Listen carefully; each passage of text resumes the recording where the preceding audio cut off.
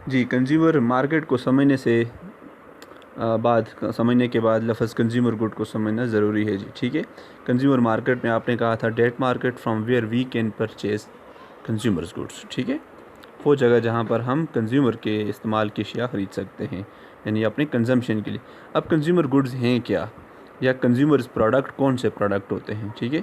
Those product which are consumed finally, ठीक है, वो प्रोडक्ट जिनको हम फाइनल इस्तेमाल में ले आते हैं, या वो product which are use by the end users, वो गुड्स वो प्रोडक्ट जिनको एंड यूज़र इस्तेमाल कर लेते हैं, बस बात ख़त्म, ठीक है।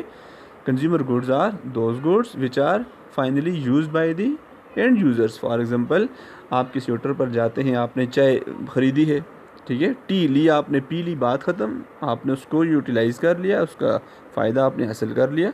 आप होटल में गए, आपने खाना खाया, आपने इस्तेमाल में उस चीज़ को ले आए, वो चीज़ ख़त्म, वो चीज़ कंज्यूमर गुड कहलाएगी।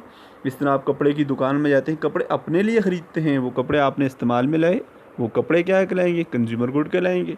हर वो चीज़ जो आप अपने ज़ाती इस्तेमाल के लिए उसको ख़त्म करने के लिए ख़रीदते हैं, ना कि आगे उसको रीसेल करने के लिए, वो चीज़ असल में क्या कहलाती है जी, कंज्यूमर गुड कहलाती है। स्लाइड में आप देख सकते हैं, goods which are consumed finally to satisfy the consumers wants directly, the analysis use to study consumes good is called demand. इस बात को आप छोड़ दें। बहरहाल कंज्यूमर गुड कौन सी गुड्स होती हैं जी, those goods which are not purchased for resale purpose but those goods which are purchased for final end use purpose, ठीक है। ये सारी गुड्स क्या कहलाती हैं, कंज्यूमर्स गुड्स कहलाती हैं। अब आते हैं जी कि कंज्यूमर गुड्स को हम किस तरह कितनी कैटेगरीज़ में डिवाइड कर सकते हैं। तो आप देख सकते हैं कंज्यूमर गुड्स को हम जब डिवाइड करते हैं, consumer goods are divided into 3 categories, durable goods, non durable goods and services. अब ये एक एक को हम डिटेल से थोड़ा पढ़ेंगे कि ये ड्यूरेबल क्या होता है, नॉन ड्यूरेबल क्या होता है और कंज्यूमर सर्विसेज गुड्स क्या होती हैं, ठीक है। ड्यूरेबल गुड्स को जब हम डिफ़ाइन करते हैं कि ड्यूरेबल गुड्स क्या हैं, तो durable goods, consumers durable goods है वह सिग्निफिकेंट लाइफ स्पैन, ठीक है, ऑफन 3 years और मोर।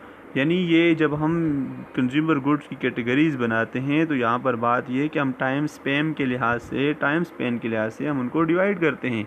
तो वो चीज़ें, वो अपने ज़ाती इस्तेमाल की वो अशिया जिनको हम जब ख़रीदते हैं तो वो कुछ सालों में कंज्यूम हो जाती हैं, ज़ाया हो जाती हैं, इस्तेमाल हो जाती हैं। वो साल कितने हो सकते हैं, from 1 year to 3 years। These goods are known as durable goods। Next category देखें जी, non durable goods, those goods, ठीक है, which are purchase for immediate use which gives us benefit with immediate effect. वो अशिया जो हमें फ़ौरन इस्तेमाल में आती है और हमें फ़ौरन का फ़ायदा मिल जाता है, मतलब उनमें सालों के हिसाब से बात नहीं होती, सालों के हिसाब से वो चल भी नहीं सकती। जैसे फूड है, खाना है, आपने खाया, आपको फ़ायदा हुआ, वो खाना आप एक टाइम का खाकर आप 5 साल 3 साल बेगम तो नहीं हो सकते ना। इस तरह आपने कपड़े लिए और कोई चीज़ तरह के अपने ज़ाती इस्तेमाल के लिए शूज़ वगैरह ले लिए, तो ये वो अशिया हैं जैसे ही ख़रीदनी शुरू करते हैं इनका फ़ायदा मिल जाता है और फॉर द लॉन्ग टाइम नहीं होता, कुछ अरसे, थोड़े बहुत अरसे के लिए इनका फ़ायदा में मिलता रहता है जी। और लास्ट जो कैटेगरी है गुड्स की, वो है जी सर्विस गुड्स, ठीक है। Consumer services are intangible products or action that are typically produce and consume simultaneously, ठीक है। यानी सर्विसेज आपको पता है फ़ौरन से जब हम उनसे फ़ायदा हासिल करते हैं फ़ौरन हमें फ़ायदा मिल जाता है, ठीक है।